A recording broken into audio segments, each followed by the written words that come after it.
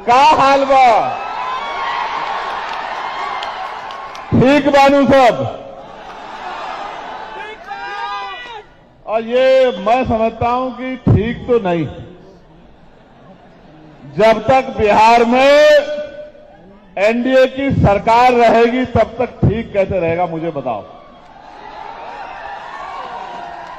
तो आप कह रहे हैं ठीक है, अच्छी बात है, लेकिन मैं मानता हूं कि ठीक नहीं है, ठीक करना पड़ेगा। अगर सच में मुझसे प्यार है, भीम आर्मी से प्यार है, आजाद समाज पार्टी से प्यार है, तो घरों से निकलो, अपने अपने गांव में भाईचारा बना के समाज को तैयार करो और बड़े बड़े राजनीतिक दलों को उखाड़ कर फेंक दो, आजाद समाज पार्टी को ताकत। आप कह रहे हो बहुत जिम्मेदारी से। लोग कहते थे अकेला चंद्रशेखर पार्लियामेंट में क्या करेगा, बोल भी नहीं पाएगा, भीड़ में छिप जाएगा, कोने में घुस जाएगा। बताओ अकेला चंद्रशेखर आपको दिखता ही नहीं दिखता है पार्लियामेंट में? कल चलेगी भाइयों पार्लियामेंट, देख लेना। अगर 543 में आपका अकेला सांसद नहीं दिखाई दिया तब कहना कि भाई हमने जो वोट दे के ताकत बनाई थी वो कमजोर रह गई।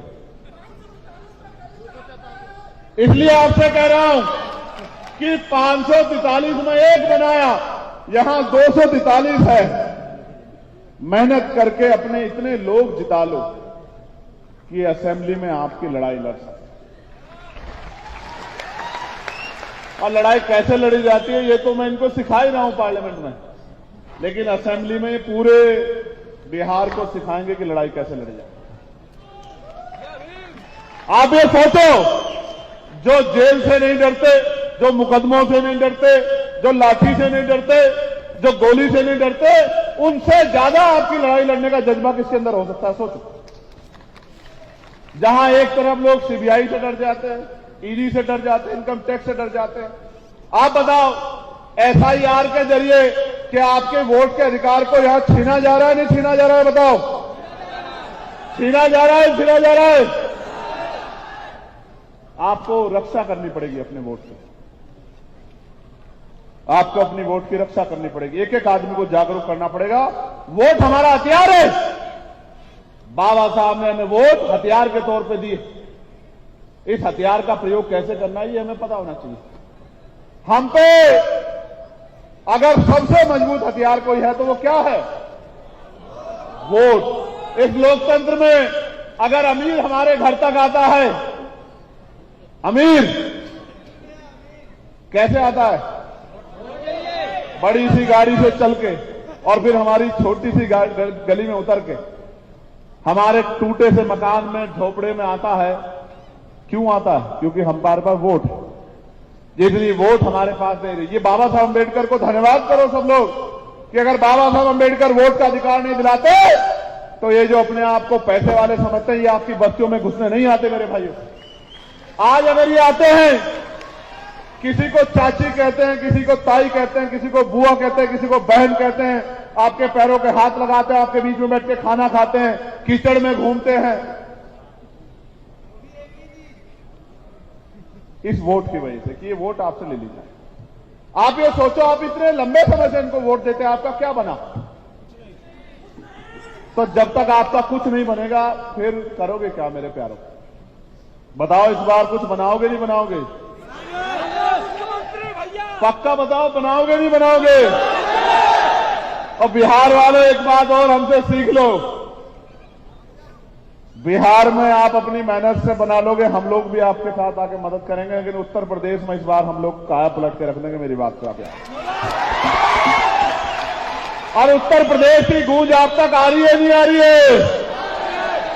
कुछ सामाजिक संगठन, कुछ मीडिया के लोग कहते थे कि भीम आर्मी आजाद समाज पार्टी पश्चिम की पार्टी। अभी इलाहाबाद वालों ने बताया नहीं बताया कहां की पार्टी है? बताया नहीं बताया? बताया नहीं बताया? चाहे विरोध में आलोचना में लिखा हो, मीडिया ने, इसी मीडिया ने लिखा ना कि 5000 कार्यकर्ता एक तरफ, 10,000 कार्यकर्ता एक तरफ। ये कहां से आए कार्यकर्ता? आप बताओ, आप पैसे पाए हो क्या? भूखे प्यासे मोटरसाइकिल से, रेल में, बस में अपनी मेहनत की कमाई का पैसा जुटा के जो ये इतना बड़ा जन समूह आया, ये पैसों में नहीं आया। जो पैसों में आया हाथ खड़ा कर दे। ए शंभू भाई, थोड़ा कैमरा घुमा के देखना कोई पैसों में तो नहीं आया। जो पैसों में आया है वो जोर से हाथ खड़ा करके दिखा दे इसे।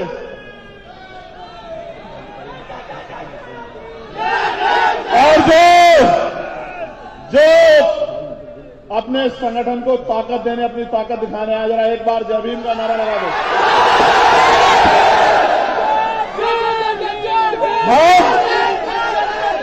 हम जो हैं, एक प्यारो सुनो सुनो जाओ,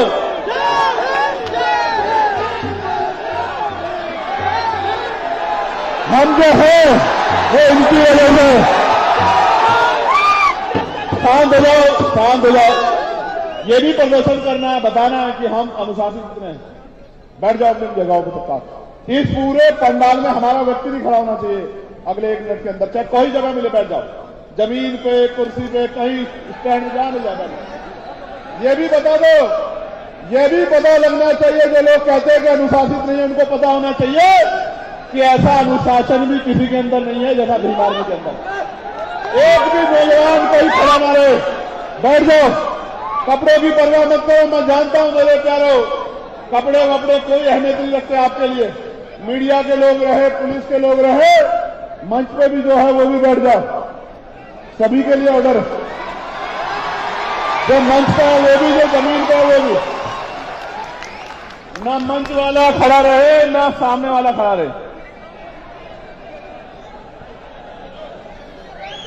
तुमसे अच्छे तो वही है सामने वाले।